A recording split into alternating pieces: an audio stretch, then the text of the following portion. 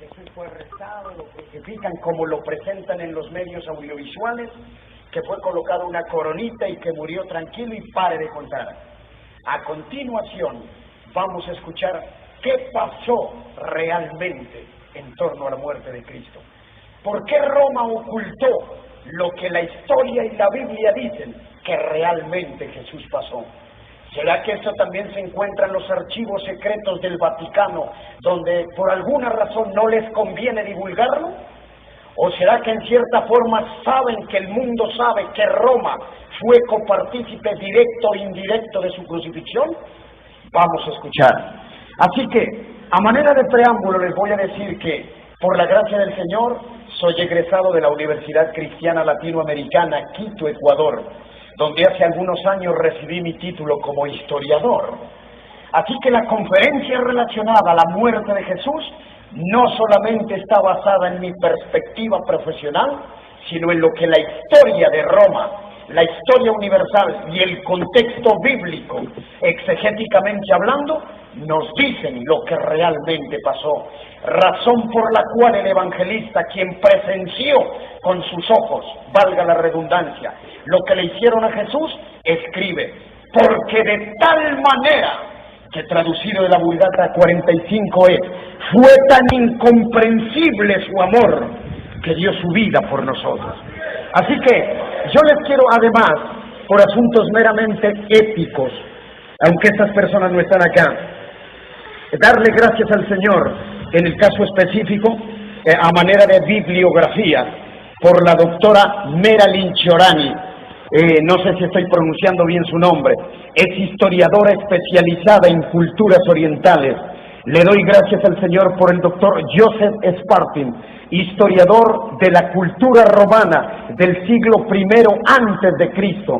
Pero también le doy gracias a Dios, muy especialmente, por el doctor Ron Charles, arqueólogo, antropólogo e historiador bautista, enviado como misioneros a países de extremismo islámico. Pero también le doy gracias a Dios por el doctor Brian Biurani. Es un médico forense, dirige 211 médicos forenses, alta fuente de credibilidad. Además trabajó por 17 años con The History Channel. El doctor Biurani se ha especializado en investigar las posibles causas de muertes de personajes célebres. Entre ellos da el concepto científico por qué murió Jesús. Así que, sin más preámbulos, yo quisiera pedirles a todas y a todas ustedes que abran su Biblia en Isaías capítulo 52 y les sugiero que leamos los versículos 13 y 14 respectivamente. Háganme el favor. Yo les voy colocando este otro disquito que también lo grabé con mis propias manos, ya que con los pies me quedó un poco difícil. Y es un disco instrumental, bellísimo. No me lo pregunte porque este ya no hay, ya no está. Entonces, ya me acostumbré a predicar con música y lo vamos a seguir haciendo. Isaías capítulo 52, versículos 13 y 14.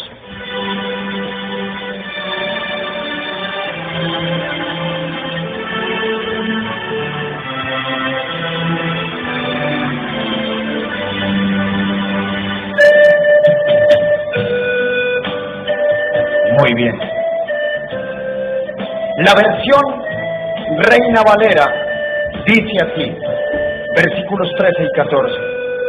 Miren, dice el profeta hablando de Jesús, mi siervo será prosperado, será engrandecido y muy enaltecido, y será puesto muy en alto, como se asombraron de ti muchos, de tal manera fue desfigurado de los hombres su parecer, y su hermosura más que la de los hijos de los hombres. Ahora, así colocaditos de pie, si ustedes me lo permiten, les voy a leer lo que dice la versión, nueva versión internacional. Dice así: miren, mi siervo será exaltado, engrandecido y muy enaltecido. Muchos se asombraron de él, pues tenía desfigurada su cara, que nada de humano tenía su aspecto. Amén y amén. Siéntese, hágame el favor. Ahora, les quiero pedir lo de siempre. Si de pronto ¿Hay aquí alguna hermana o hermano, una personita de esos que a la hora de la predicación se acuerdan del baño o que comienzan las pulgas a picarle? Porque así es, empieza la palabra y se paran, qué incómodo eso, qué incómodo. Entonces, si aquí hay alguna de esas personitas que a la hora de la predicación comienzan las pulgas a picarle o quiere ir al baño, entonces vaya al baño y yo lo espero.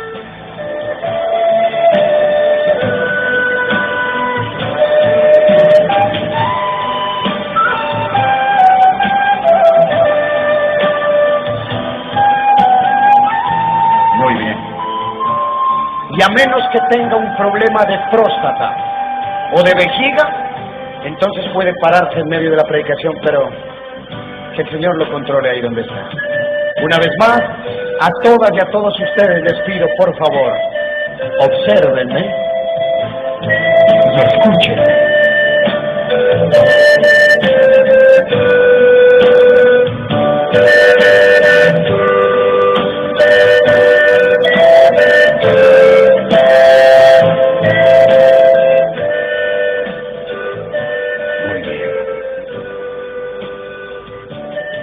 Escuchen esto, queridas y queridos oyentes. De los 129 sucesos en la vida de Jesús, 111 casos han sido confirmados por hombres no bíblicos, es decir, que no aparecen en la Biblia. Esto, en lugar de incomodarle a algún espíritu conservador, debería llenarlo de alegría al ver cómo la misma ciencia, en alas de arqueólogos, antropólogos, pensadores, historiadores, geólogos y demás, confirman que lo que dice este bendito libro es real, cuando dice que es vivo y eficaz, queriendo decir que la misma ciencia confirma que los dichos de Dios son veraces, verdaderos y absolutamente indiscutibles. Pero tal vez el caso más trascendental e impresionante por la connotación del suceso justamente tiene que ver con la muerte de Jesús. En este caso específico, fueron dos los registradores no bíblicos quienes dejaron escrito paso a paso todo lo relacionado a la crucifixión de Jesús. Estos hombres fueron Cerilius, registrador oficial de Poncio Pilatos, y Prácpetus, registrador oficial de Finius Capérnicos, el máximo jefe del ejército romano en esa época y en esa área. Estos dos hombres fueron los delegados por la corte de Roma para que escriban con lujo de detalles todo lo relacionado a los juicios del imperio, no solamente lo concerniente a la cruz. La historia dice que la tortura de Jesús se dio durante 5 terribles días. Así que yo no comprendo por qué la Iglesia de Roma aminoró los días de la pasión de Cristo. En el siglo IV lo redujeron a 3 días, pero ya en el siglo XV lo redujeron a día y medio. Según ellos, Jesús es arrestado el día jueves, el día viernes es muerto y el mismo viernes es sepultado. Pero la historia y el concienzudo y responsable historia bíblico enseña de que la tortura de Jesús realmente se dio durante 5 días. Ahora, antes del relato, permítanme compartirles desde mi perspectiva de historiador algunos datos importantes para que los tengan en cuenta. La pena capital o la crucifixión, los romanos la llevaban a cabo 3 veces al año. Estoy hablando en la conversión del calendario, del contexto del calendario romano al calendario occidental.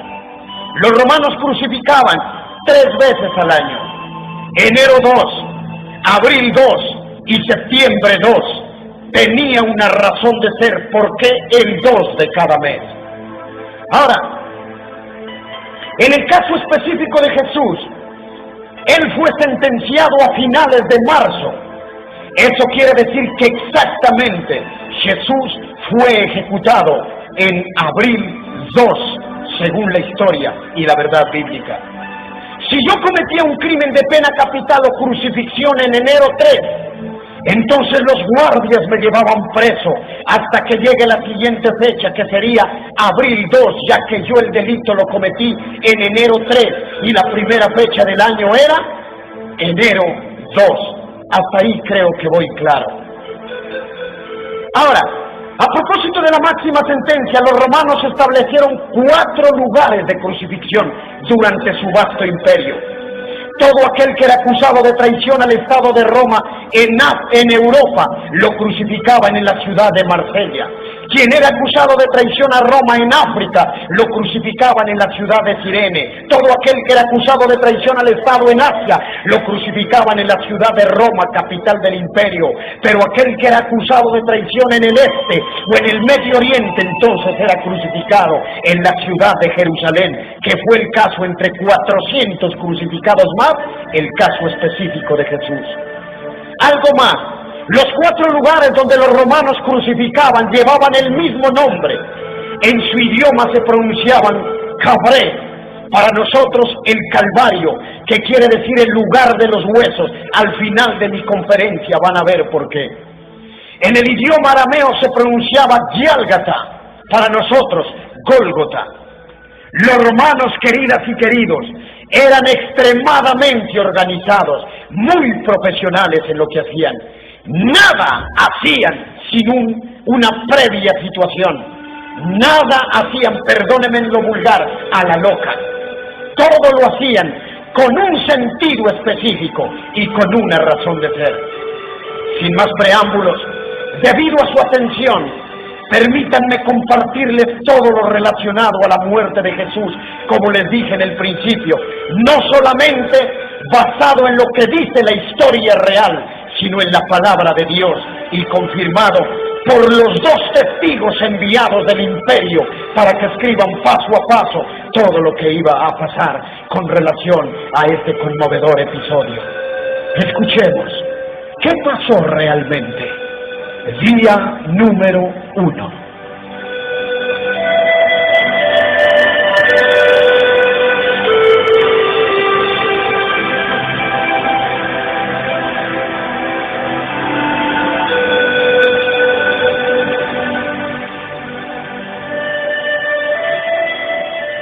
La palabra de Dios dice que antes de ser arrestado, Jesús sudó gotas de sangre.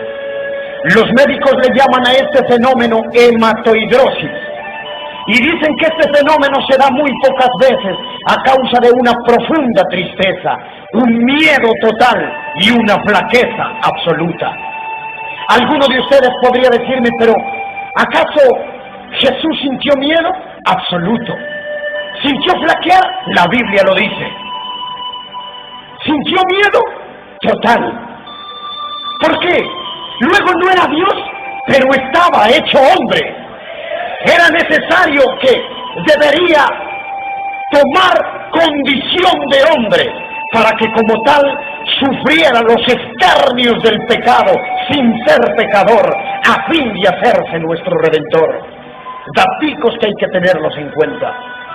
Ahora, a finales del siglo XIX, se reunieron 3 científicos rusos, 2 neoirlandeses y un científico norteamericano.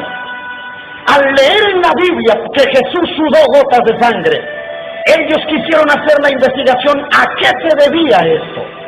Entonces tomaron 4 gatitos, les vendaron sus ojos, tomando la referencia de los biólogos de que un gato siente pavor al serle tapados los ojos. Los dejaron 4 días sin comer ni beber y los presionaron ante agua con corrientes eléctricas. El resultado dice de que 3 gatitos sudaron gotas de sangre y uno murió fulminantemente. En el desarrollo del proceso investigativo, los científicos llegan a la conclusión de que efectivamente lo que Jesús sufrió en el huerto de Getsemaní antes de ser arrestado justamente es lo que ellos llamaron hematoidrosis o hemoidrosis, producto de una profunda tristeza, un miedo absoluto y una flaqueza total. ¿Cómo no iba a sentir Jesús tristeza si se despojó de su gloria, tomando forma de hombre, a fin de venir a la tierra a restaurar la relación del pueblo judío y él? específicamente, y estos lo rechazaron. La Biblia presenta este dramático sentimiento de Jesús. Dice que se subió a la montaña y al ver el menosprecio del pueblo judío escogido por él, al haberlo desechado, dice que miró a Jerusalén y les dijo: Jerusalén, ¿cuántas veces los quise juntar como la gallina junta a sus polluelos? Y ustedes me desecharon. Y les envié mis profetas y a muchos los desterraron y a otros los mataron por causa de mi nombre. ¿Cómo no iba a sentir tristeza al ver que aún en el último momento les pide a los suyos que lo ayuden a orar por lo menos 1 hora a fin de recibir fortaleza? Y ellos, a causa de su cansancio, se quedan dormidos dejándolo solo. ¿Cómo no me iba a sentir flaquear si en mi exhaustivo estudio de casi 7 meses de mi tiempo la Biblia me enseña de que Jesús llevaba más de 5 días sin comer ni dormir a causa de una profunda aflicción de espíritu? Y si bien es cierto que la Biblia dice que previo a ser sacrificado Jesús celebró la cena, lo que comió es un pedacito de pan y una ración leve de vino, pero él no llevaba sin comer varios días. Así que físicamente esto contribuyó a que su psiquis se afectara y sintiera un profundo estado de flaqueza, al punto que hace una oración que al estudiarlo exegéticamente nos deja una tremenda lección. Padre, si es posible, permite que pasar esa copa. En otras palabras, estaba diciendo: si es posible que el hombre se salve sin que tenga que morir, tengo miedo, porque estaba en condición de hombre. Ahora, escuchen esto, hermano. La palabra de Dios dice que antes de ser arrestado, Jesús estaba con sus discípulos. Era de noche. De repente, en el día número 1, que era noche ya, llegaron 600 hombres del ejército romano y 200 hombres del ejército sacerdotal. 800 hombres en total para arrestar a un solo hombre de paz, quien era Jesús. La Biblia dice que, ¿por qué enviaron tantos hombres? Es la pregunta. ¿Qué dice la historia? Pues el señor Capérnicos, jefe máximo del ejército romano, que en cierta forma fue copartícipe del juicio del Señor, dijo: he escuchado de que este hombre tiene poderes extraordinarios. No vaya a ser que se resista al ser arrestado. Así que pido yo modestamente, oh corte sacerdotal, que me presten 200 hombres a los 600 míos con quienes he de enviar a arrestar a este transgresor. Entonces, la Biblia dice que era de noche y llegaron estos hombres ahí. Jesús, haciendo alarde merecido de uno de los calificativos a él dado como varón de guerra, Dios de los ejércitos, se doblegó a su condición anímica lamentable y dando pasos de gallardo guerrero, los enfrentó a pesar de su condición y les dijo: ¿a quién buscan? Y uno de ellos le dijo: a Jesús de Nazaret. Y Jesús les dijo: yo soy. La Biblia dice que cuando Jesús dijo: yo soy, todos se fueron al piso. ¿Por qué? Porque ese verbo conjugado, que denota la verdadera esencia de su ser divino, salió con el imperio de su poder, y por eso es que ellos no pudieron resistirlo y cayeron fulminante al piso. ¿Qué buscaba Jesús? Darles una grande lección. Aunque Jesús lo conoce todo antes de que pase y lo sabe todo sin escucharlo, él ya sabía, aunque estaban a casi 5 kilómetros de distancia, que Capérnico sospechaba de su poder. Por eso es que ese verbo conjugado yo soy salió con la esencia de su gloria y todos cayeron al piso. Lo que Jesús quería es darles una tremenda lección. En otras palabras les estaba diciendo: señor Capérnicos y su ejército, El hecho de que ustedes crean que soy poderoso no es una sospecha, es una realidad. Yo soy todopoderoso. Y si ahorita me llevan, es porque yo me entrego, que traduce cordero inmolado, ofrecido voluntariamente. Porque ustedes no podrían conmigo. Me bastaría con mirarlos y ustedes caerían eliminados de la tierra. Así que si me llevan es porque yo quiero entregarme a causa del pueblo. Luego de ahí, la palabra de Dios dice: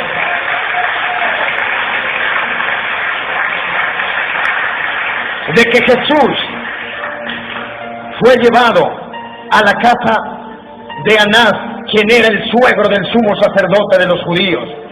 Allí, en presencia de testigos falsos quienes se contradecían entre sí, Jesús es acusado y abusado, y lo golpeaban y se burlaban diciéndole: vamos, profeta, dinos quién es el que te golpea. Pero Jesús no decía ni una sola palabra.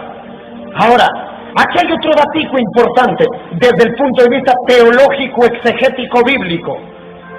Cuando nosotros leemos la palabra bofetada, porque ustedes recuerdan que cuando este sacerdote le hizo una pregunta a Jesús, Jesús le respondió cortés, amable, mesuradamente, pero fue vehemente al responderle. Y ustedes recuerdan que la Biblia dice que uno de sus servidores le pegó a Jesús una bofetada y le dijo: ¿por qué le hablas así? En otras palabras, respeta. Pero la palabra bofetada no es como nosotros en el concepto occidental lo entendemos. Para nosotros, bofetada es esto. Pero esta no es la bofetada que recibió Jesús, ya que la palabra bofetada viene del original viarí griego, que traduce iastia, que quiere decir palazo, garrotazo. El servidor de este hombre tenía un palo de casi 20 centímetros, que era algo similar a una tiza. Se supone que era escriba y era zurdo por lo tal. Cuando Jesús le respondió, lo que este hombre le dio fue un garrotazo en su frente, dislocándole el tabique o partiéndole el tabique. Si bien es cierto que la Biblia dice que sus huesos no serían partidos, en este caso del tabique no es un hueso, es un cartílago, y fue roto, razón por la cual Jesús sangraba profusamente, al punto que dejan escrito los historiadores que consumió 6 majos de mirra, la mirra especie número 3, que tenía un componente parecido al alcohol. Eran un majo grande de algodón, y ellos le alcanzaban a Jesús 6 y se llenaban rápidamente su sangre. Su tabique ya estaba volteado. Sin embargo, esto no era todo. De ahí Jesús es llevado al Sanedrín, que era la máxima corte del sacerdocio judío. Estos lo acusaban de blasfemo, lo cuestionaban por haber dicho ser el Hijo de Dios o igual a Dios. Le reclamaban con rabia por qué había dicho que destruiría su templo judío y en 3 días lo reconstruiría. Durante muchas horas le recalcaban sus sermones y tergiversaban sus palabras. Y fue durante esa misma noche donde Pedro negó a Jesús. Allí fue donde Jesús le dijo de que antes de que el gallo cantara 2 veces, Pedro le negaría 3. Ahora, escuchen esto, queridos. El gallo del que hablan los traductores no era el gallo que nosotros conocemos, ya que en este animalito, en esa época, ni sabían que es un gallo, no existían. Las primeras gallinas y los primeros gallos en llegar al Medio Oriente fue 200 años después de Cristo. Luego, el gallo del que habla el traductor realmente era el pavo real. El pavo real era el ave predilecta de la burocracia. Eran usados como pájaros de alarma. Los biólogos dicen que este animalito cantaba desde que el sol se ponía hasta el otro día, cada 2 horas, de manera casi exacta. Entonces lo que Jesús realmente le dijo a Pedro fue esto: en un periodo de 2 horas me negarás 3 veces. Y eso fue lo que pasó. Al otro día llegaron a la conclusión de que Jesús tenía que morir. Pero como ellos no estaban autorizados para elaborar el decreto de muerte, Entonces lo llevaron a Pilatos, quien era el gobernador de Judea. Una vez ahí, Pilatos les dijo: ¿para qué me traen a este hombre hasta aquí? Y ellos le respondieron: este hombre es digno de muerte. ¿Y qué es lo que ha hecho?, le dijeron. Ha blasfemado contra Dios. Entonces Pilatos miró de arriba abajo a Jesús y les dijo: yo nada tengo que ver con esto, así que llévenselo y júzguenlo de acuerdo a sus propias leyes. Entonces se lo llevaron de nuevo al Sanedrín, quienes estaban extremadamente violentos, y aquí se cumple lo dicho por el profeta en el capítulo 50 y el salmo profético número 22, donde dice que le desprendían su barba con piel y todo, le desprendían parte de su cabellera con piel y todo, lo tiraban contra el piso y lo escupían y se burlaban de él. Pero Jesús no decía ni una sola palabra, y este maltrato duró 6 horas. Entonces, enceguecidos por la ira, volvieron a llevárselo a Pilatos. Ellos creían que definitivamente tenía que morir. Una vez ahí, Pilatos les dijo: ¿para qué me lo traen? ¿Qué hacen de nuevo aquí? Ya les dije que se lo lleven y lo juzguen de acuerdo a sus leyes. Tú sabes que sin tu autorización no podemos condenarlo, le dijeron. Es ahí cuando Pilatos decide entrevistarse con Jesús. Acto seguido se dirigen a un lugar cercano al pretorio, solamente los 4, Pilatos, Jesús y por supuesto los 2 testigos enviados de la corte del imperio para que escriban paso a paso todo lo que iba a pasar, Práctetus y Cerilios. Estos 2 testigos dicen que cuando Pilatos quedó frente a Jesús, lo miró y se conmovió.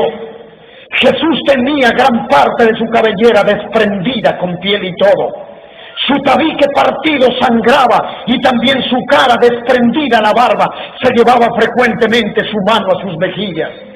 Y su mirada estaba en el piso, sin embargo estaba callado.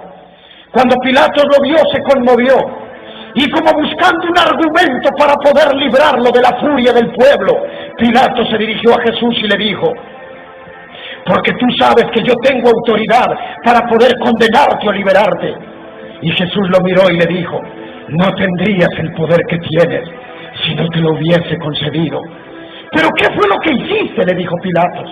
Y Jesús le contestó: yo he venido a dar testimonio de la verdad. ¿Y cuál es la verdad?, le dijo. Lo que Pilatos no sabía es que en ese preciso momento, frente a él, estaba parada la verdad encarnada en la persona maravillosa de Jesús, quien volvió a guardar silencio. Ahora, es de suponer el tremendo cargo de conciencia de Pilatos. ¿Cómo iba a condenar a un hombre de cuyos ojos brotaban destellos de amor indescriptible? ¿Cómo iba a condenar a un hombre quien sin hablar su mera presencia proyectaba una absoluta inocencia y una justicia total? Pero tenía que enfrentar al pueblo, así que sale otra vez y les dice: yo no encuentro nada malo en ese hombre, nada que merezca la pena de muerte, así que yo lo voy a soltar. Y dice que el pueblo en ese momento tomó los sacis. Sacis era una conducta del pueblo romano que en este caso estaba influenciando a todos los presentes. Se hablaba de un saci cuando el pueblo romano se sentía enfurecido, herido en su susceptibilidad.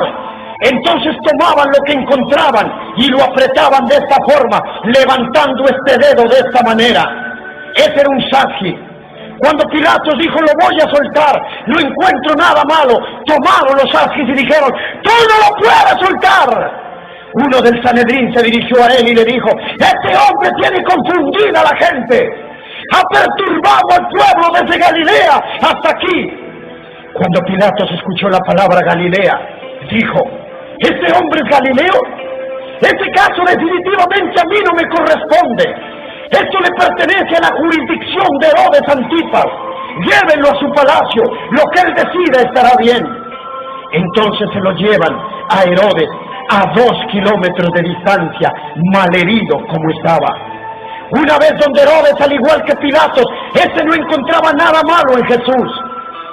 Pero ante la histeria del pueblo, se siente obligado en cierta forma y es entregado a 400 de sus hombres para que hagan con Jesús lo que quieran, exceptuando tocarle su vida, ya que ese no estaba permitido en la constitución del canon de la jurisprudencia herodiana.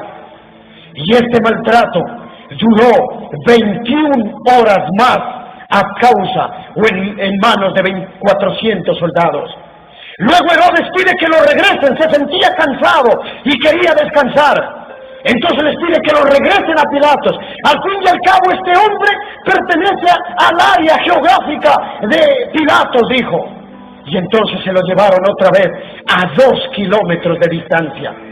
Aquí, si ustedes me permiten, les voy a leer lo que me di a la tarea nada fácil de traducirlo del idioma original de ellos a nuestro idioma español. Abro comillas.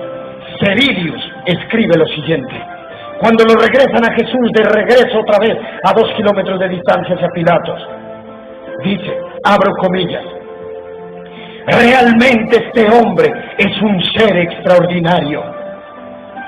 Pese al maltrato que está recibiendo del pueblo, cual nunca lo he visto durante todo mi servicio al imperio. Es tomado de lo que queda de su cabello. Este hombre se cae frecuentemente. Y es tomado de lo que queda de su cabellera y es levantado con rabia y se lo tiran unos a otros y es escupido en su cara. Pero ni siquiera es capaz de quitar las usbias de su rostro. Las usbias eran las babas, las salivas, perdónenme lo vulgar, sino que deja que éstas caigan entremezcladas con su sangre profusa de su cabellera casi desprendida en su totalidad.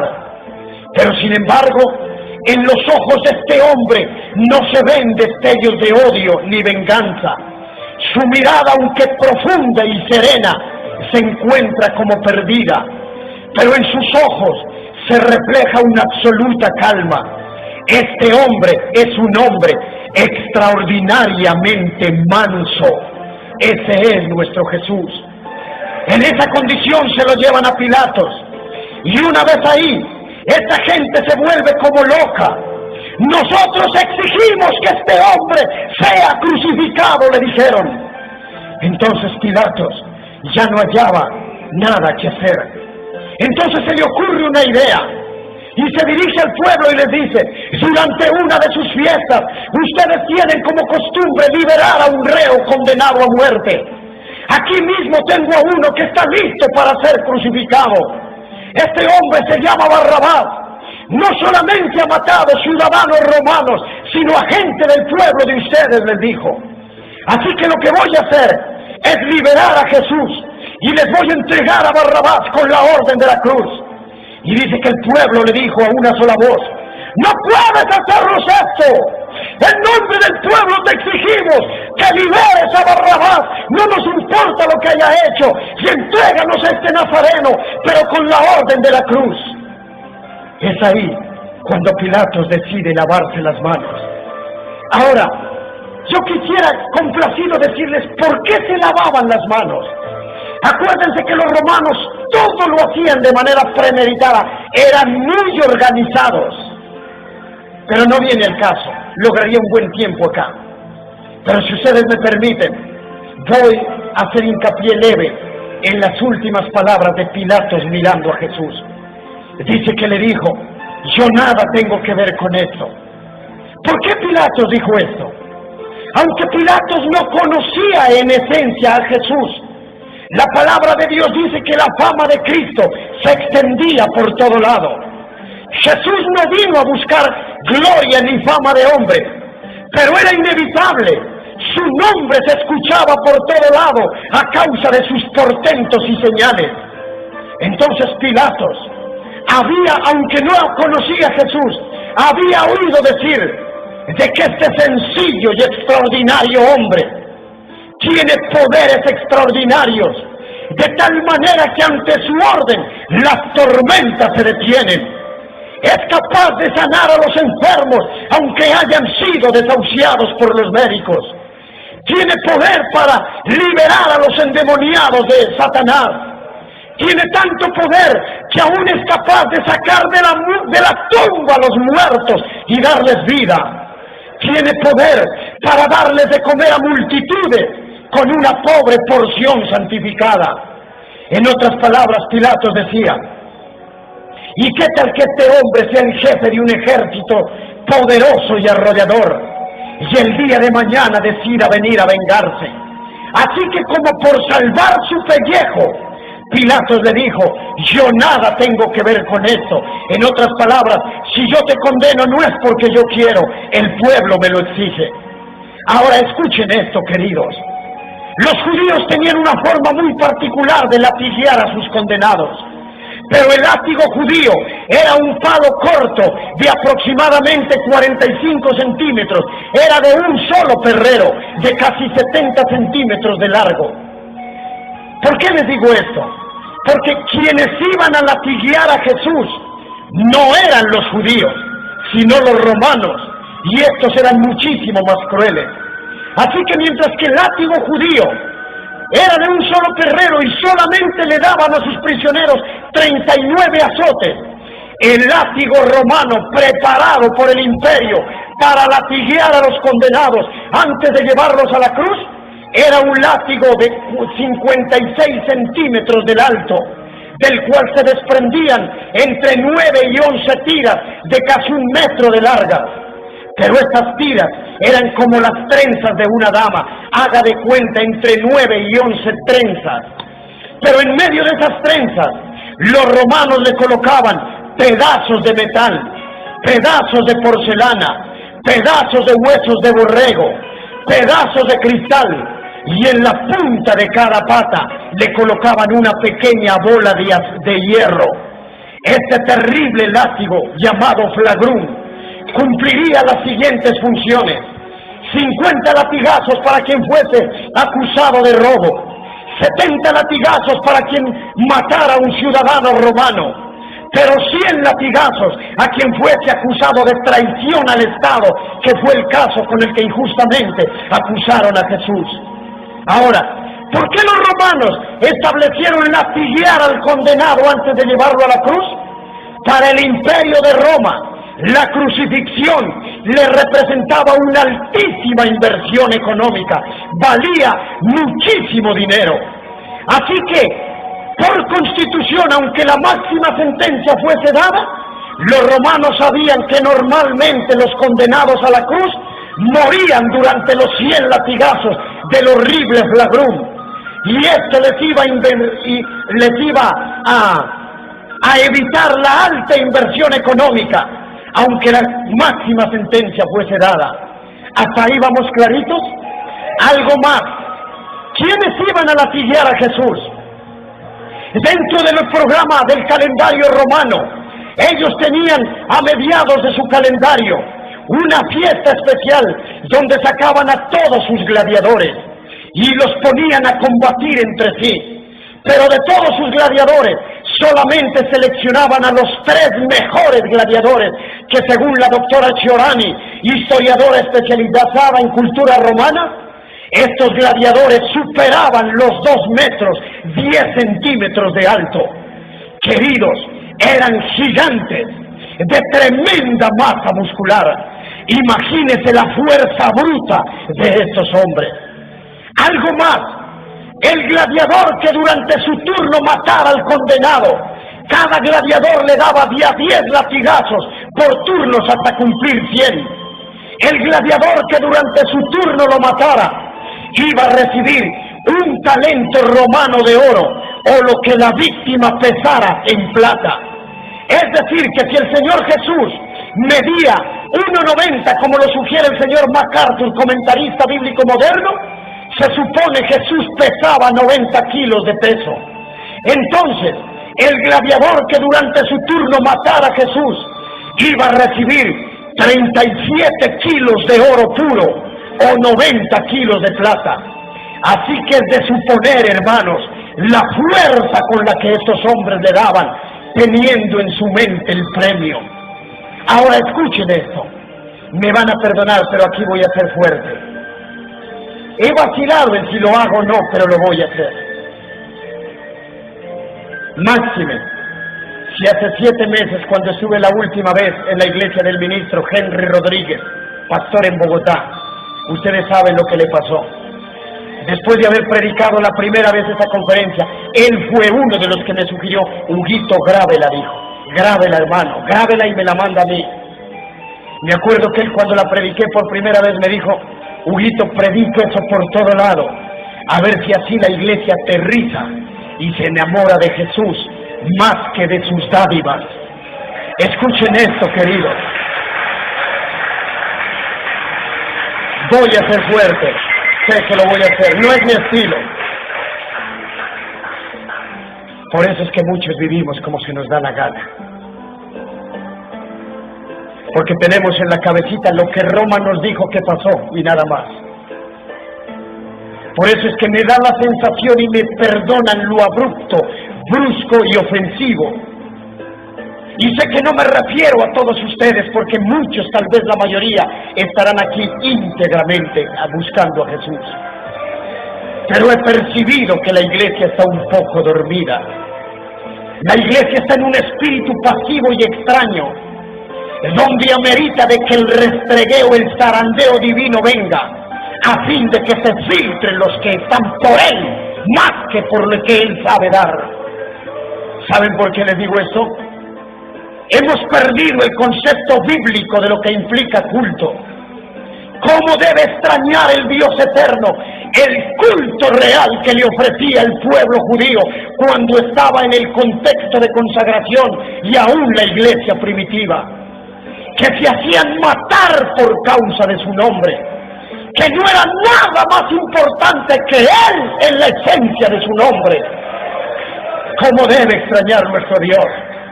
Pero la iglesia hoy en día, estoy hablando en términos generales, solamente vienes a pedir, y a pedir, y a pedir, y todo ronda en peticiones. No estoy diciendo que no hay que pedir. Jesús mismo sugiere que hay momentos donde es necesario pedirle. A lo que me refiero es que el concepto se ha distorsionado. Cuando de culto se trata y a la iglesia se viene, realmente no se viene a pedir nada, se viene a darle mi vida en adoración y alabanza, a darle mi vida en servicio, a darle mi vida en dádivas económicas para mi propia remuneración, a darle honra, exaltación y alabanza.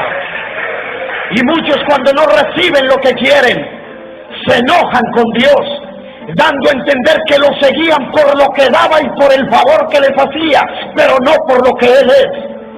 ¿Y cuántos han desertado de la fe, argumentando, entre otros casos, el mal testimonio que de otros recibieron, ignorando por qué el escritor de los Hebreos, a propósito de no ser desagradecidos por semejante sacrificio, escribe en Hebreos 12: puestos los ojos en Jesús, autor y consumador de la fe, dando a entender de que Él jamás nos decepcionará, jamás nos desilusionará. Ahora, atemos cabos, queridos. 100 latigazos iba a recibir Jesús con el horrible flagrum, con las características ya dadas, en brazos de los 3 mejores verdugos, quienes desde el punto de vista humano tenían en la mente el premio: el que lo mate durante su turno ganará la recompensa. A eso hagámosle un anexo espiritual. Me atrevo a asegurar, aunque exagerado me le torne a alguno de mis oyentes, de que en este caso específico estos verdugos estaban ungidos del mismo diablo, llenos del espíritu satánico.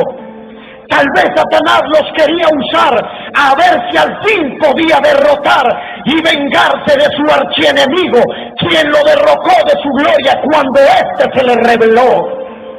Es de suponer la fuerza, hermano, tan despiadada exclusivamente con que recibía Jesús estos azotes. Razón por la cual la Biblia dice que cuando estos hombres le daban en su turno y retiraban el flagrum, entre esos pedazos de metal, pedazos de hueso y lo que ellos le colocaban, se iban pegadas las carnes de Jesús. La Biblia dice que se veían sus costillas. Los historiadores confirman que se veía su columna vertebral, que Jesús frecuentemente se abrazaba a sí mismo porque se veía en alguno de sus órganos como su páncreas se veía moverse vivo, se veía el dilatirar de su pulmón izquierdo moverse. Jesús fue flagelado realmente, como la misma Biblia lo dice, pero sin embargo el Señor soporta, sobrevive a los 100 latigazos. Acto seguido es llevado a un banco de casi 1 metro de alto y allí lo amarran de la muñeca de sus manos a los tobillos de sus pies, y el centurión de turno le dio 50 garrotazos en su espalda. Copérnico escribe: realmente este hombre es como de otro mundo, dice, y no se equivocaba en sospecharlo. Ni siquiera pese a la fuerza con que recibe los maderazos en su espalda, ni una de sus costillas se dobla o se parte. Estos no sabían que aquí estaba escrito que ni uno de sus huesos sería partido, dando a entender que Él es el dueño de la vida y que como tal controla la vida. Él la da y Él la quita como quiere. Todo en la Biblia, hermanos, tiene sentido. Aún una tilde en la Biblia tiene una forma específica de interpretación. Y cuando dice que no se partieron sus huesos, no es porque no le daban con fuerza. Quería dar a entender a la humanidad en un lenguaje oculto de que Él realmente es la vida, y la toma y la controla y la sujeta como tal. Por eso sus huesos no fueron partidos. Pero escuchen esto, hermanos. Jesús sobrevive los 50 garrotazos. La historia de Roma nos enseña de que los romanos alteraron las normas con Jesús. Eran solamente 100 azotes y ellos le dieron los 100 latigazos y lo llevaron al banco que no estaba permitido. Sin embargo, Jesús sobrevive a los 50 garrotazos. Entonces el centurión, evidentemente enojado, supongo decía: ¿qué es lo que tiene este? Con ninguno hemos hecho lo que con él y sigue vivo. Acto seguido le pide a los gladiadores que le den 100 garrotazos más. Yo sé que me le puedo tornar exagerado alguno al decirles lo siguiente: si nosotros contamos las puntas del flagrón, que eran de 9 a 11, y que ellos alteraron las normas, lo que Jesús iba a recibir si le dieron 200 latigazos era algo así como 2000 azotes en su cuerpo por ustedes y por mí. Pero Jesús, increíblemente, sigue vivo. La historia dice, y la Biblia lo confirma, que cuando golpearon a Jesús de frente, su rostro había desaparecido. El rostro de Jesús estaba totalmente desfigurado. Sin embargo, Jesús sigue vivo, aferrado a la vida. Su objetivo era el Calvario, su meta era el Gólgota. Era necesario. Jesús sabía que sin sangre no había expiación, que viene del hebreo kapar, que quiere decir cubrir. Razón por la cual el apóstol escribe Romanos 4:7: bienaventurados aquellos cuyas iniquidades son perdonadas y cuyos pecados son cubiertos. Jesús sabía que era necesaria la muerte de un solo cordero inmolado, de una vez y para siempre. Cordero inmolado, cordero perfecto, cordero impecable, tentado en todo pero sin caída alguna. Era necesario de que Dios se haga hombre y en condición de hombre, en la perfección de su victoria, padezca los suplicios del pecado en nombre nuestro. Escuchen esto, hermanos. Acto seguido, a pesar de que Jesús seguía vivo, entonces ese Copérnicos le dijo a los soldados: detengan el sangrado, les dijo. Realmente nuestros dioses quieren ver crucificado a este hombre en el cabré. Detengan el sangrado. Con ninguno se ha hecho lo que con él se ha hecho y sigue vivo. Nuestros dioses lo quieren llevar allá. Hay que detener el sangrado. Entonces tomaron su cuerpo, molido como estaba, y lo sumergieron en un estanque lleno de agua con sal, totalmente, a fin de que el sangrado cesara, que en efecto paró. El dolor es impresionante. Nuestra mente es demasiado pequeña para imaginar a un ápice el dolor tan terrible que Jesús estaba padeciendo por nuestra causa. Sin embargo, aunque el sangrado cesó, Jesús seguía vivo, redundo en esto, aferrado a la vida, sabía que tenía que cumplir su objetivo.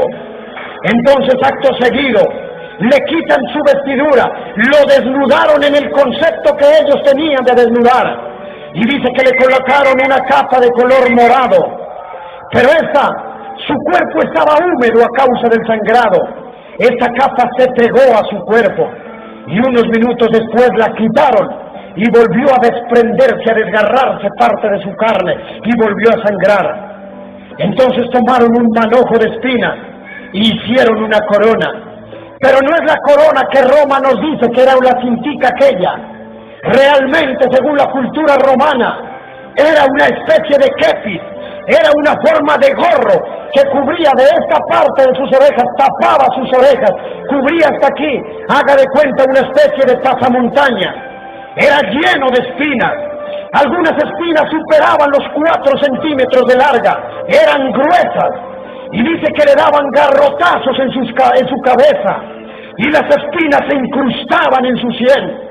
Jesús estaba en el piso, bregaba a pararse, cogiéndose de las hastias de los soldados, el uniforme romano, pero ellos se retiraban y Jesús caía, y ellos se burlaban, y se le postraban y decían: «He ahí el rey de los judíos». Sin embargo, escuchen esto, hermanos, Jesús no decía ni una sola palabra, para que se cumpliese lo dicho por el profeta. Como cordero fue llevado al matadero, enmudeció y no abrió su boca. Escuchen esto, queridos. ¿Por qué Jesús no abrió su boca? ¿Por qué no hizo audible su dolor? Escúchenlo y no lo olviden nunca. Un solo gemido de dolor audible de Jesús, un solo grito de auxilio del Señor, hubiese sido suficiente para que la corte de sus ángeles descendiera a rescatar a su Señor y Dios, y no hubiera habido redención de pecados. Pero Jesús no lo hizo. Soportó hasta lo sumo todos los dolores indescriptibles de semejante tortura. ¿Sabe por qué Jesús soportó los dolores sin decir ninguna palabra? Porque en ese preciso momento, aunque usted y yo no habíamos nacido, en ese momento Jesús lo estaba mirando a usted y me estaba mirando a mí, para que se cumpliese lo dicho por la palabra: a los que antes escogió también predestinó, y aquellos que los predestinó los preservó en su causa. Hablaba de su máxima expresión de amor en el camino al Calvario. Solamente por amor, queridos. El amor de nuestro Dios nadie lo podrá entender. Como lo digo en muchas de mis canciones, el amor de Dios es la cosa más extraña que el más grande erudito bíblico no nos lo podrá explicar. Solamente lo hizo por amor. Nos salvó de la condenación eterna sin merecerlo, y es más, nos sigue bendiciendo a pesar de que le somos infieles. A eso la Biblia lo llama gracia, que quiere decir favor inmerecido.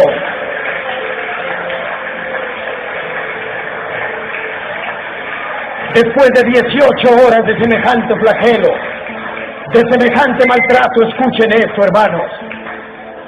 Jesús es llevado al lado de Pilatos, lo suben. Pilatos estaba conmovido, ahora tenía a Jesús convertido en un guiñapo humano. Dice Josefo y Eusebio, historiadores judíos del primer siglo, que cuando subieron al lado de Pilatos a Jesús, Jesús era más alto de estatura que Pilatos, Pero en este momento Pilatos lo señaló hacia abajo, porque Jesús estaba frente al pueblo a una glosbia de postura. Esto es una glosbia de postura. Quiere decir que Jesús estaba más o menos así. Y dice que se abrazaba su cuerpo porque parecía que sus entrañas, algunos de sus órganos que se veían moverse, se le iban a salir. Y dice que llevaba su huesuda mano a su rostro porque parecía que los ojos se le iban a salir. Y los forenses hablan de respiración dificultosa. Jesús más o menos estaba así, tomado de la vida, aferrado a la vida, a fin de cumplir su propósito. Y cuando Jesús estaba al lado de Pilatos, este lanza sus famosas palabras en su idioma original, que están escritas en la gesta existencial de la historia romana. Cuando Pilatos tiene a su lado a Jesús, lo señala y le dice al pueblo: exégemo.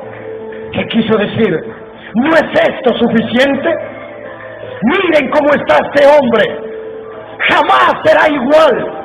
Si es que sobrevive, nunca quedará el mismo. ¿No basta con esto? Pero el pueblo estaba enfurecido. Dice que desorbitando sus ojos, a mí me parece que estaban poseídos del mismo diablo. Porque Jesús dijo colgado en la cruz: perdónalos porque no saben lo que hacen. A lo que Jesús se refería es que en ese momento de su tortura no eran los romanos, no eran los soldados, no era el pueblo, no era el Sanedrín, era el mismo diablo con su séquito infernal que había tomado sus mentes tratando de vengarse y destruirlo. Pero Jesús es llevado al Calvario. Pero esto no fue de inmediato, hermanos. Como ya había caído la noche, Jesús es llevado a la prisión. Allí durante toda la noche estuvo totalmente solo.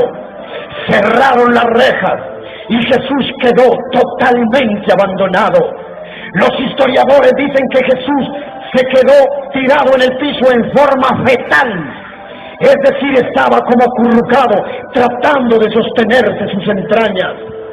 El dolor, como les digo, no cabe en nuestra desagradecida mente en un ápice, pero ahí estaba él, solamente que estaba absolutamente abandonado.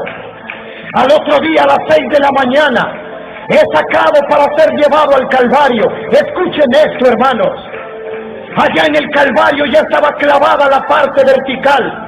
Jesús no cargó la cruz. En ninguna parte de la Biblia dice que Jesús cargó la cruz, ya que los romanos clavaban días antes en el Calvario la parte vertical que se llamaba estipe.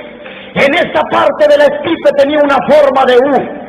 Lo que la Biblia dice es que Jesús cargaría el madero que era la parte horizontal, que pesaba alrededor de 100 kilos de peso. La condición de Jesús era tan lamentable que tiene que ser Dios para haber resistido lo que resistió. Tiene que ser la vida para seguir vivo en la condición que estaba. La condición del Señor era tan lamentable, tan deplorablemente inhumana, que dice la historia que Jesús avanzó del lugar de la Antonia hacia el Cabré, que era un estadio que equivale a 600 metros de distancia, monte arriba, en más de 45 centímetros. Jesús solamente avanzó 11 pasos. Era tal, imagínense en la condición que estaba, con 100 kilos acá del madero, hermano. Jesús pasaba más en el piso que de pie. Entonces los romanos no fue porque se conmovieron. El reloj avanzaba y ellos eran muy organizados. Estaba llegando la hora de la cruz. Entonces, como Jesús no había avanzado sino 11 metros en 45 centímetros, no fue porque se condolieron, sino porque el reloj corría. Entonces le autorizan a un hombre llamado Simón de Cirene para que le ayude con ese madero de casi 100 kilos de peso. Una vez allí en el Calvario, entonces estirado sobre el piso y sobre la parte horizontal, clavaron sus manos de estas partes. Luego amarraron sus brazos al madero. Entonces, como era la costumbre, subieron su cuerpo que colgaba con una especie de polea, lo subieron y lo dejaron caer sobre la forma de U de la estipe que estaba clavada días antes, y cayó el cuerpo de Jesús, y ahí quedó el Señor crucificado. Pero entonces tenían que asegurar su cuerpo. Entonces toman una vara de casi 90 centímetros de larga, que tenía puntas en los lados, y atravesaron sus caderas en carne viva por esta parte. En carne viva atravesaron sus caderas hasta que su coxis descansara en este palo. Aquí en esta parte de la estipe había una especie de hierro llamado miumi. Ahí descansaba este palo con las caderas atravesadas de Jesús, quien se encontraba más o menos en esta forma, semisentado. Pero venía lo último en aquel terrible quinto día de aquel viernes. Venían los clavos de Roma, que medían entre 11 y 15 centímetros de largo, que tenían un diámetro de grueso, y la cabeza era cuadrada en honor a los 4 dioses importantes de Roma. Escuchen esto, aquí voy a hacer un paréntesis antes de orar. Si aquí hay un médico o una doctora en medicina, se va a dar cuenta que tanto me documenté, aún desde el punto de vista médico-científico. Nuestro Dios creó nuestro cuerpo físicamente perfecto. Nos hizo maravillosamente perfectos, físicamente hablando. Cuanto más la ciencia se empeña en estudiar al hombre, más impresionados quedan al ver la forma, aunque compleja, tan perfecta en que fuimos creados. Ellos nos llaman la máquina perfecta, la máxima inspiración creada por la madre naturaleza. Lo que ellos no saben es que la Biblia dice de que al mismo universo, la misma madre naturaleza, al mismo hombre y todo lo creado, fue creado perfecto por el Dios perfecto. Bendito sea su nombre. Nuestro cuerpo fue diseñado para sanarse solo. Ahora, ¿por qué les digo esto, hermanos? Todos nuestros órganos tienen nervios. Todos nuestros órganos tienen nervios. Y esos nervios van entrelazados entre sí. Pero aunque la parte motora de la gesta existencial humana está en el cerebro, nuestro Dios, al crearnos, nos colocó la parte neurálgica que conecta todo el cuerpo, nos la colocó en esta parte de los pies, por dentro. ¿Por qué la colocó ahí? Con el fin de que al caminar esa parte neurálgica fuese masajeada y acto seguido fuese estimulada para que todo el cuerpo funcione perfectamente. Bendito sea su nombre. Los médicos le llaman a esa parte neurálgica nervio peroneal profundo, ya que dicen los romanos que cuando esos clavos atravesaron sus pies, Jesús hizo un gesto de indescriptible dolor. Nunca lo habían hecho ver un gesto tan terrible, doloroso. Fue más doloroso que los 200 latigazos con las características del horrible flagrún. Fue más doloroso que los 50 garrotazos en su espalda.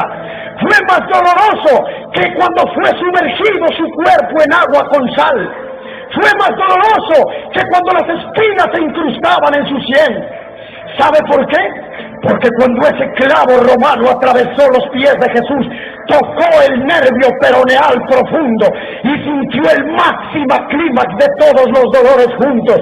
Porque en ese preciso momento, y si me emociono, discúlpenme, pero no puedo evitarlo, en ese momento, literalmente, sintió en su carne propia el terrible dolor del cáncer, el dolor de la tuberculosis, la agonía de la parálisis, la angustia del mismo SIDA, el dolor de la artritis, el dolor de los problemas renales, el dolor del colon afectado, el dolor de las migrañas, el dolor del paro cardíaco. En fin, cuando esos clavos dieron en el nervio peroneal profundo, Jesús literalmente experimentó todos los dolores juntos de toda la humanidad a causa de las enfermedades producto del pecado, razón por la cual no exagero en decir que hay miles de testimonios que afirman de que cuando la ciencia médica dice que no hay nada que hacer, muchos invocamos el nombre de Cristo en fe. ¿Y cuántos testimonios hay de que cuando la ciencia nos dio un diagnóstico terminal, Él nos sanó milagrosamente? Porque como dice el profeta, mas Él ciertamente herido fue por nuestros pecados, Él soportó nuestros dolores y sintió nuestras enfermedades, mas nosotros lo tuvimos por herido de Dios y abatido, mas Él herido fue por nuestros pecados, molido por nuestras rebeliones, el pecado de nuestra paz fue sobre Él, y por su llaga fuimos curados. Habla de la llaga en los pies, por la cual Él nos dio también la sanidad física. Bendito sea su nombre para siempre.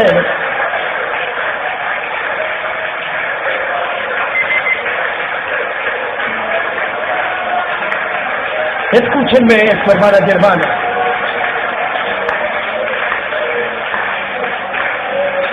Siéntense un ratito, escúchenme un minutico más. Esfuércese por quedarse calladito. Necesito que me escuchen.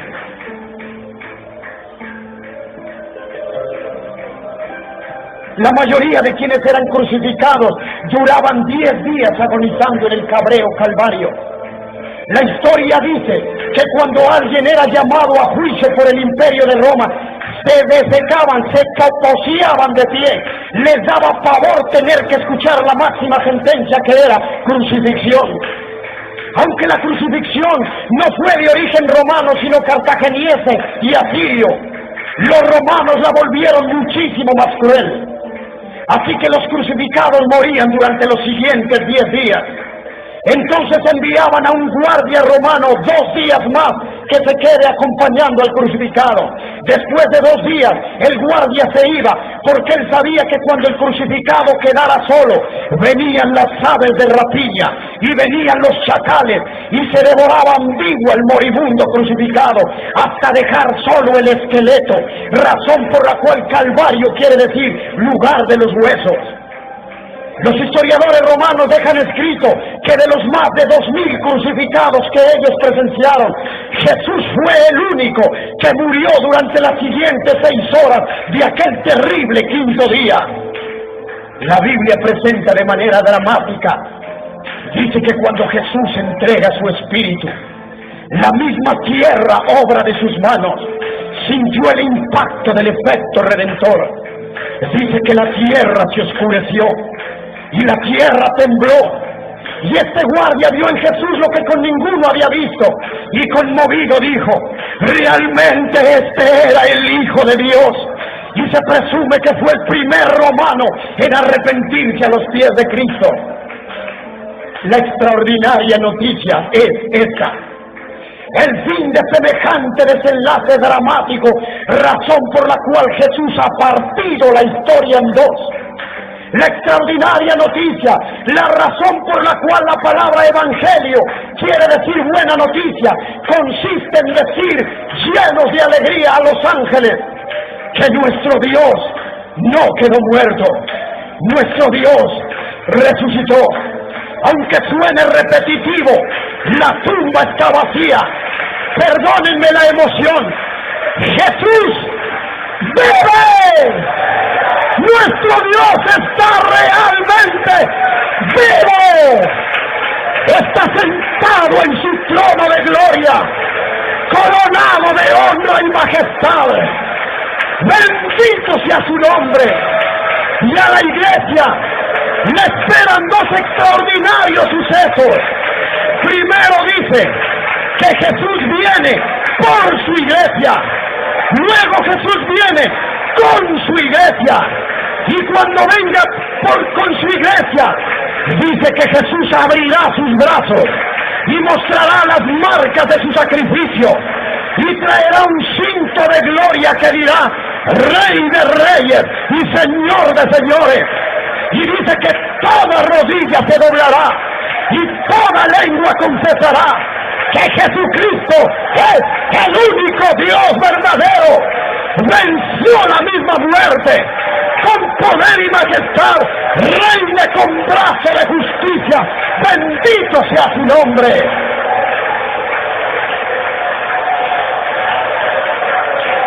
Vamos a orar, hermano.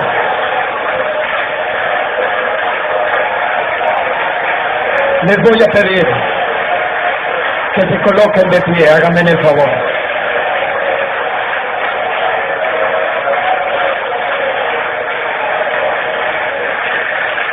Yo sé que no es nada fácil, hermano, pero les voy a pedir que guarden silencio.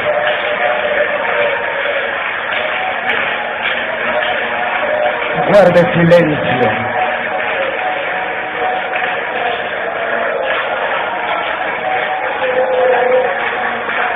Cierre sus ojitos y escúcheme esto.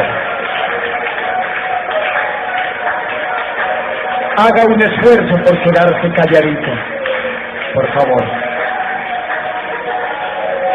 Escúchenme esto. Antes de orar, les voy a rogar que hagan un esfuercito por estarse calladitos. Cierre sus ojitos y vamos a tener un minuto de reflexión. Yo sé que no es fácil, pero trate de estarse calladito. Ahorita vamos a orar un minuto.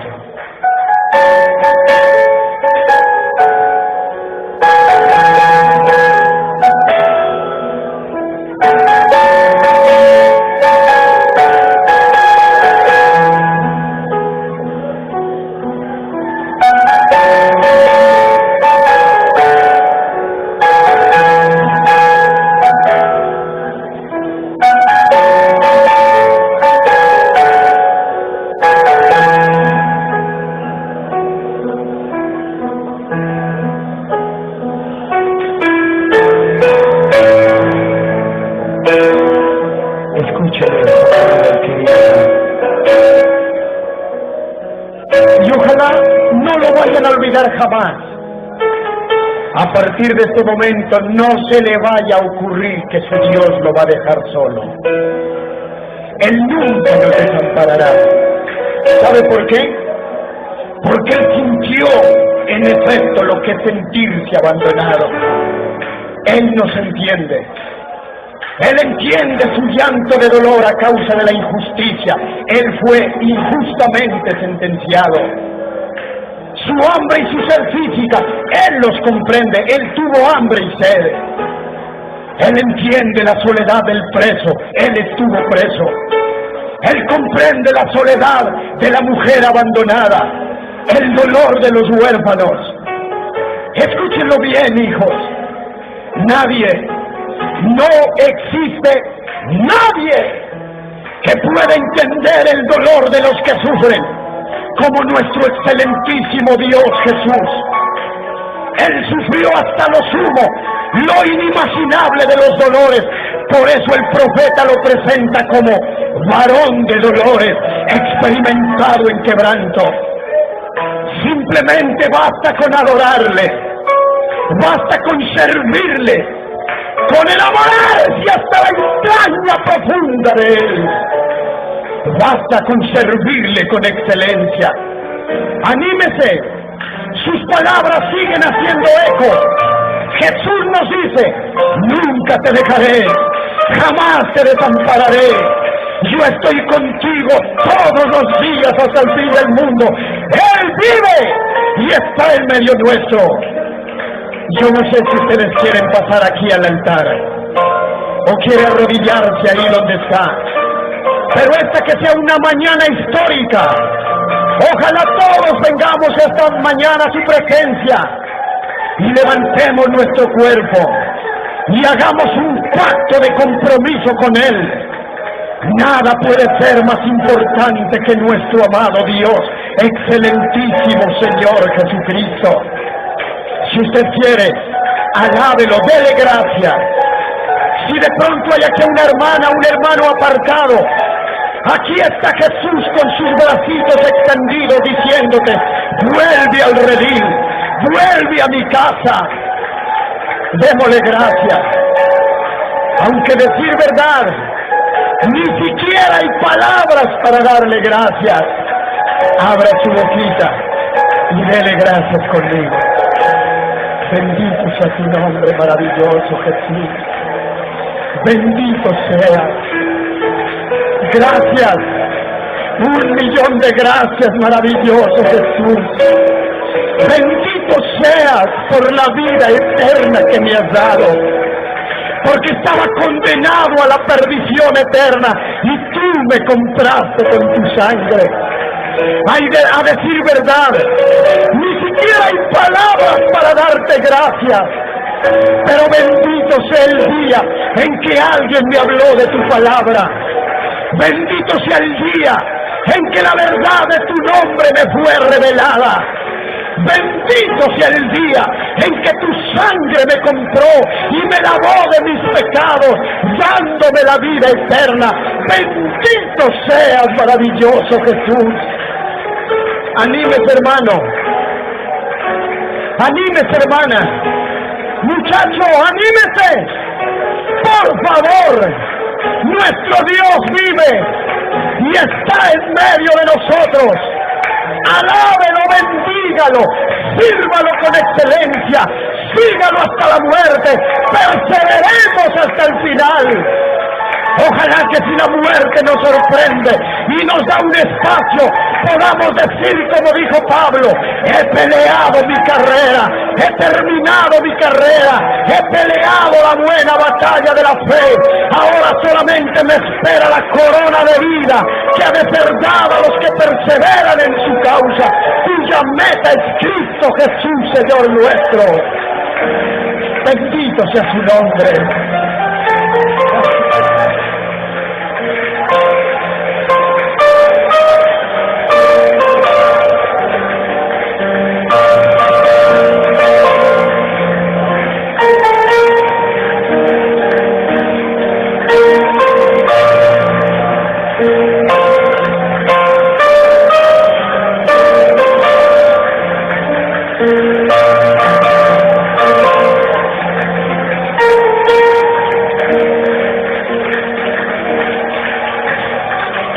Gloria al Señor.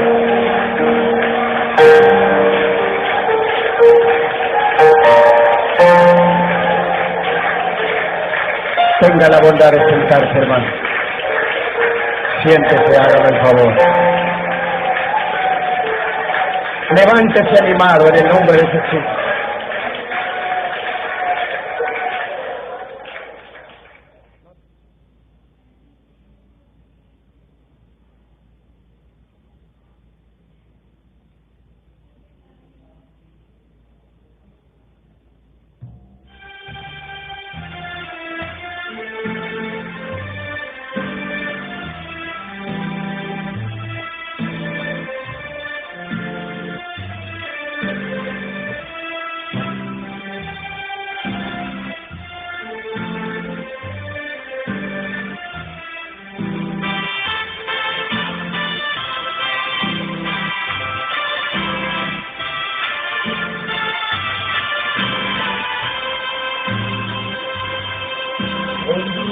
Hacia el Calvario, mi Cristo caminaba, sus fuerzas se agotaban por la pesada cruz, la corona de espinas que en su frente llevaba, más sangre derramaba el rostro de Jesús.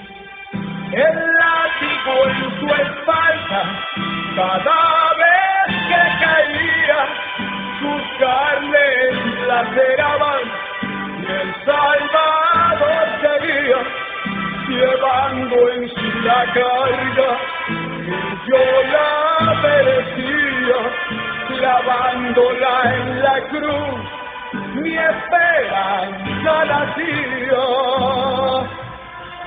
Su muerte me dio vida, su sangre a mí me lava, su nombre me perdona, oh cuán grande es su amor. No encuentro las palabras aquí está mi vida a tu disposición.